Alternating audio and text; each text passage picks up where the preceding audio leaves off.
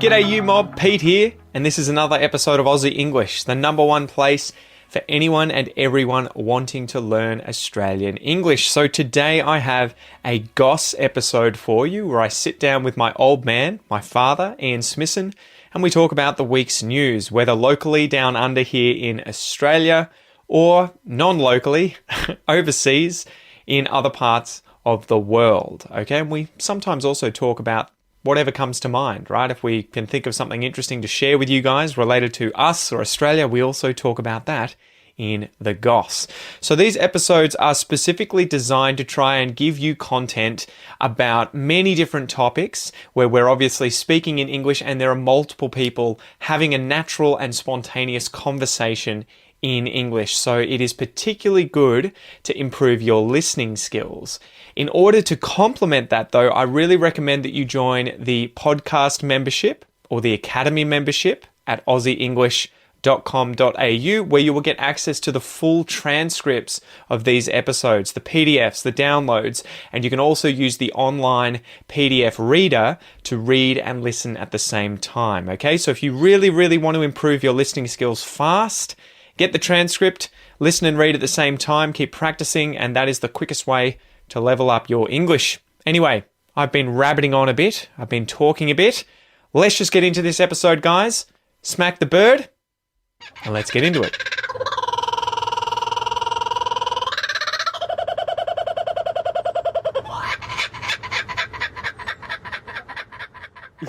Sorry. Gotta get the can. Dad's leaning down to get his drink. Yeah, I'm in the farting chair again. We had a special request from Simon. Oh, hey, Can Simon. we please not talk over each other as much? Because it's harder to understand, which I definitely agree it is. Yeah, it is, but that's part of the. This is conversational, and we'll try and do it. But sometimes when you get excited, you just got to keep going. Oh, you guys will have to let us know who you think is the primary perpetrator. Is it Dad or is it me that's always interrupting the other one? That'll be me. I know. I try and let you talk. Not a beer today. I saw this one come up on Reddit and thought it was an interesting conversation to have here. So this is on Reddit subreddit Ask an Australian, right? r/Ask an Australian. Too casual. I called my boss mate and got pulled up. So I'll read his story here and then maybe some of the comments and we can chat about formality or informality at work. Yeah. If you want. But he says, "Hi everyone, just a quick one. I recently had a moment at work, casual job, where I called my boss mate. He looks like he's in his 40s and I'm in my 30s, so I didn't think much of it. But he let me know that he'd prefer I use his name or call him sir instead. Totally fair, and I respect that, no hard feelings at all. That said, I've noticed that here in Australia, people often use mate, even in pretty formal or professional settings. Like when tradies or service people talk to customers, they'll say mate, even if they don't know each other personally. So I'm curious, when you meet someone new, especially in work or semi-formal setting, what do you usually call them? Their name, sir, mate, and when do each of these feel appropriate? Thanks, looking forward to your responses." And so some of the comments here. Is he Australian or are you in a very formal work setting like the court system? And then, yes. Listen, mate, my client wishes to enter a plea of not guilty. So yeah, clearly in that sort of situation. And then, mate, I am not going to call you sir. There were these people commenting this. And then, sir, ask him if he holds a warrant or commission from the king. If not, he can bash it. What a wanker. Next time, call him sir and bow at the same time. Really take the piss. Yes, genuflect profusely. And then there's all of these like, sir, laughing my ass off. Keep calling him mate. Yeah. That's an interesting one because as soon as you read that little bit, because I hadn't heard that story before, as soon as you read that bit and it said you can call me by name or sir, I immediately flinched. Ian just went, you fucking wanker. It's... The only place I would ever hear anyone using sir in Australia that I would think is not abnormal would be somewhere like Geelong Grammar and speaking to maybe the principal or something. But even then, I would probably say Mr. or Mrs. As a student or a parent, you might, but not as a teacher. I can't imagine a teacher calling. No. Yeah, as a student, 100%. Yeah. The only thing, like thinking back on the TV show Around the Twist, and they're in class at school, and they kept all the kids, when they would talk to that male teacher that they had, they would be like, sir. Oh. And I think that's gone out of fashion. Well, I don't know. It's It's been how long since I've been a high school teacher? 30 years? 75 30 years? Yeah, it feels like that. But yeah, when I was a teacher, high school teacher, all the male teachers got called sir and all the female teachers got called miss, regardless of whether they were married or otherwise. Yeah. So I think, but I don't know how well that's continued or not. I'd never called anyone sir, and I went to a private school, as a lot of the listeners will know. I went to Geelong College, and I don't remember ever being asked to call anyone sir. We might have had like the Reverend and called him Rev or something that was doing a class instead of Mr. or Mrs. But the only other one that I remember that was sort of weird was our principal at the time was Dr. Turner. Yeah. And I remember it always being like, why do we call her doctor? Like, I mean, I know she has a PhD, but it had nothing to do with being a principal, as far as I was aware. It was in but French what are you going to literature. call her, Miss? Well, Mrs. She's married, She's Mrs. Turner. Like, But it's her title. I know, but I'm doctor. But but you're not Mr. Anyone. That's the point. Is people wouldn't call you Mr. Smisson. If they were going to call you Mr. Smisson, they should call you Dr. Smisson. So as opposed to, if you're not going to use the honorific, then just call somebody by their name. Yeah. But anyway, so I thought that was funny. There were some of these, though, pretty much all of them were just like, I have never in my life called a boss sir. When I was younger, like 19 and starting out, I said Mr. Thompson or whatever a few times, but was always corrected to use their first name. And then like another one, sir, fuck right off. And then fair play, mate might be a little casual, but anyone who expects you to call them sir is taking the absolute piss. Yes, pretty much. So yeah, it is one of those weird ones where... Unless there is some form of... level of authority, like in the police or maybe a fire brigade or something like that, where if you're speaking to the senior sergeant of police who's the head of a large police station and you're a young cop, you're not going to walk in and go, oh, g'day, mate. You'd call them sir. Yeah. Just because of the rank. Well, that's like being in the army. Being in the military. It's a rank thing. 100%. Whereas if you're, I worked most of my life in schools, universities, and then 10 years in a private company, I never would have called the president of the company sir. Apart from the fact that he was half my age. But similarly, I wouldn't have called the vice chancellor sir or ma'am. Yeah. I'd call them by their first name. I think culturally it would be uncomfortable for most people, even in those positions, higher up, to have younger or more junior level workers using that kind of language in Australia. It's very, I don't know if it's related to this kind of like tall poppy syndrome thing that we have, where we kind of tear down people who get too big for their boots and want to be better than everyone else. But then as a sort of link to that is the fact that as a result, you don't want to be seen as better than anyone else, probably because you're worried people would tear you down. So you're always like, just everyone, we're equal. Don't pop your head up because you get shot off. I agree with the, I think it was the first person's response that you read out, that mate in the workplace to your boss is probably inappropriate. Yeah. Unless you know them very well. If they're friends, you would do it, but you wouldn't refer to your boss who's just your boss and you don't have a relationship outside of work as mate, I wouldn't have thought. I think you would match it with what they used. So if it were me getting a job, if they were always calling me, look, mate, I would probably then be like, okay, well, clearly this is an environment where I can use that kind of language. Exactly. But I wouldn't be the first person to do it at a new job. No. I wouldn't be like, oh, yeah, listen here, mate, You know what I mean?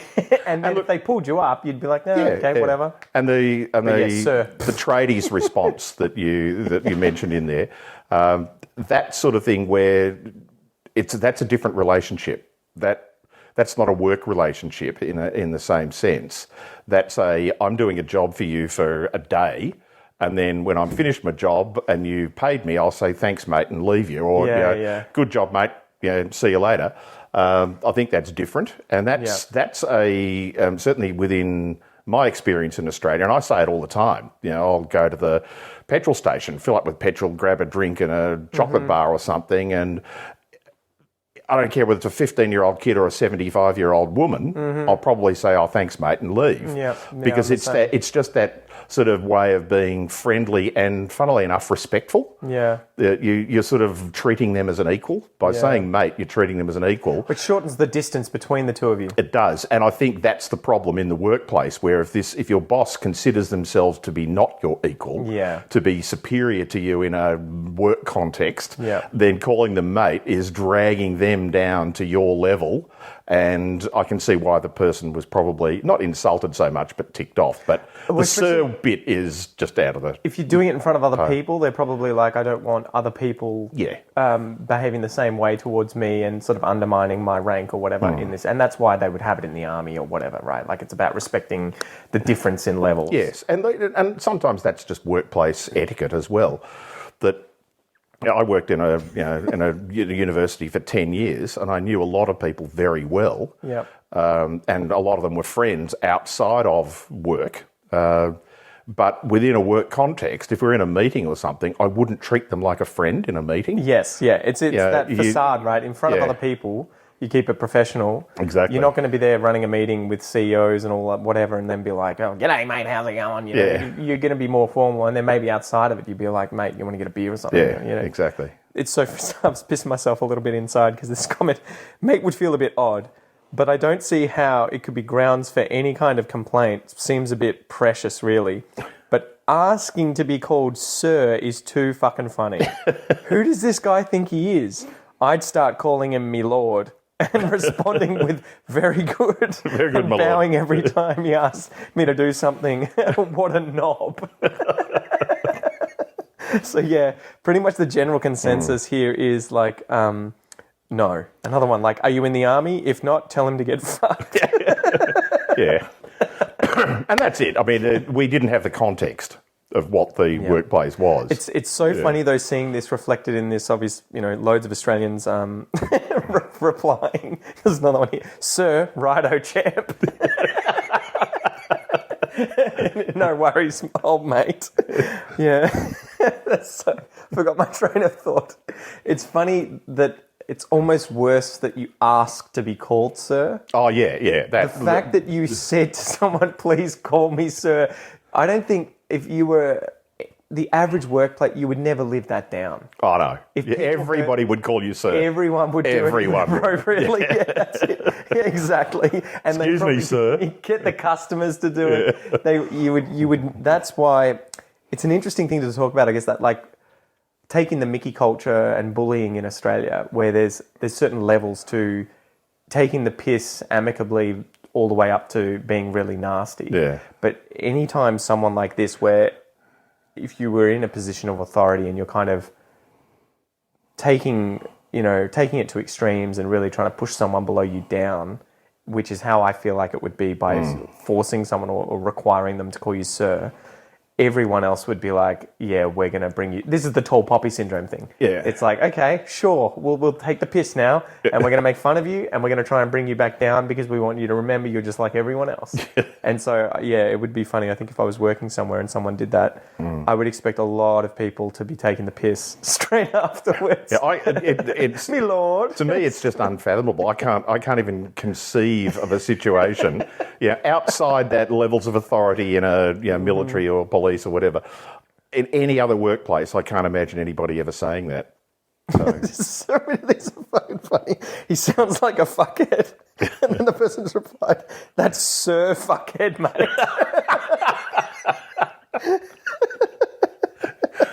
Oh, God, sorry, I've had bronchitis all week. I'm going to stop breathing. So, pretty much every single one of the comments on here is just someone being so everybody's picked up the sir thing. Everyone's already making... They've forgotten that it's about a guy asking mate, and they've all jumped into the sir thing. Oh, my God. Yeah, it's just hilarious. But I guess, I wanted to have this... Like, sir, what a cockhead. If I were you, I'd use his name while I'm looking for a new job. Then once I've notified him I'm leaving, I'd call him mate at every opportunity. Yeah. So I guess the point of wanting to talk about this was to sort of help give the listener insight into what work culture is like and informality and formality. Yeah. And it was one of those things where I was watching Tokyo Vice recently. Have you heard of Tokyo I've heard of Vice, it. I haven't TV watched show? it. Yeah. I think it's set in the 90s, and it's a young American journalist who goes to Japan and sets up life there and studies there, and then he tries to enter one of the most prestigious newspapers to work as a journalist. And it's like journalism, policing, and Yakuza. It's like those three kind of parts to the show and the interaction between all of them. But when he starts working at the newspaper, it's just crazy seeing the cultural differences in how the newspaper is run. Yes. So there are like, you can be friendly with your colleagues, but then you've got like a manager above you, and you have to call that manager effectively like Mrs. or Mr. or Sir, use all the honorifics. Yes. And there's a few times where he uses the wrong one, and she's like, dude, like, you can't call me that, not in front of other people. Yeah. And then she is incredibly deferential to the president of the, newspaper. And there'll be scenes where one of the first scenes is like the white guy from America gets the job. He passes an exam, does really well, gets the job at this newspaper, walks in, and the president's like, why is there a fucking white guy here? and like, he's like, get out. But it's just crazy how informal everyone is in Japan, it seems, based on the show back in the 90s, downwards. Yes. And yet upwards, you've got to do extreme formality, and that they'll switch it on and off. And it's the same. It seems to be the same in the police, same in the Yakuza. Upwards, you are insanely formal with everyone above you. Downwards, you can treat them like shit in comparison. And I think Australia is very different in that sense, where there is still, I would say, a level of differentiation between levels, but it's really squashed. Yeah. So you would still be polite, respectful, but we would show that in different ways. And yeah, if you were using sir or even Mr. or whatever at work, here I think most people would be like, dude, don't. Just call me Jeff. But again, I think it's partly, you can't generalise on specific sort of occupations or workplaces and things. I think you've got to read the situation, read the place. How do other people behave? Do other people, if you're new in an organisation, you don't just march in there slapping the president on the back going, g'day, mate, how you going? Yeah, exactly. You wouldn't even necessarily do that to a colleague that you've just met. You'd work out what the appropriate form of sort of behaviour and speech is before you start doing that. And that's true anywhere in the world, I think. You just work out your situation. Don't make any assumptions. Yeah. Try and work out what are other people doing and then reflect that, mirror that, try and do the same. And I think I say it's like with swearing. If in doubt, go without. Yes. Like if you're not sure, just don't use it. Yeah, stop fucking swearing. Wait to listen to others doing it, and if they do it in front of you, it's probably okay for you to do it in a similar way. Yes. And if it would be very weird if they were there, fuck and shit, fuck, and then you said, oh yeah, fuck, and they were like, whoa, dude, take it easy, for fuck's sake, you'd be like, what? Hey, wait a minute. What's with the hypocrisy? Yeah. Oh no. So anyway, I thought that would be a fun episode to talk about. But anything else you want to mention with like Australian work culture? Anything you can think of off the top of your head that would help migrants or people from overseas trying to get used to? Yeah, look, I think sometimes it's that read the situation, but also read the situation and don't try and apply your own experience to it. Yeah. Because don't assume. A lot of don't assume, but also a lot of people I think who have come from more formal cultures would be shocked about the informality in some Australian workplaces. Well, part of that too is probably if you become a boss, don't get offended straight away as your first reaction if you feel like people below you are being too informal, because it may just be a cultural difference and not necessarily someone showing disrespect. Yeah, exactly. Yeah. But it is interesting, like the difference between Asian cultures and India and Pakistan and just how polite they are to the levels above them. I would love to learn more about why that evolved over time, why there are certain cultures that are very, very, very respect-centric and like differentiating your level in society, and then other cultures like ours where it's a lot more squashed and less phased about it. It may be that older cultures, because Australian culture is very young, post-invasion Australia, 240 years of Australia is very young. There aren't many first world developed countries that have got that little history in the culture that is generically the dominant one. And so I think maybe that's it, that we've just come from that informality. But there's also, I suspect that, and there's a lot of historians and things have spoken about having a convict background. Yes, that was what I was about to say. Meant that, the authoritarian line was you're either in it or you're out of it. You're either in authority or you're out of the authority. And if you're out of the authority, you treated everybody the same. And you resented and you resented the authority. Yeah. So, it sort of flattened very quickly.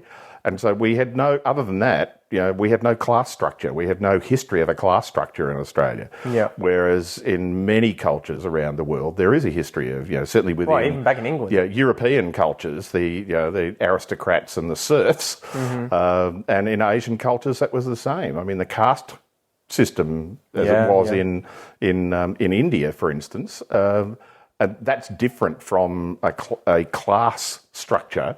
Because it's groupings that different groups treat each other different ways. It's not a hierarchy. You can't really move out of them, right? No, exactly. So So I think that's that. We're a very young culture, so maybe that's part of the reason for the informality. Mm-hmm. Cool. Well, hopefully you guys enjoyed this, and Simon, let me know. Did we have an acceptable amount of differentiation between talking? Sir Simon, mate. Yeah, that's it. Let us know, mate. Hopefully that's better. I'm trying to be more aware of it. See you guys. Bye.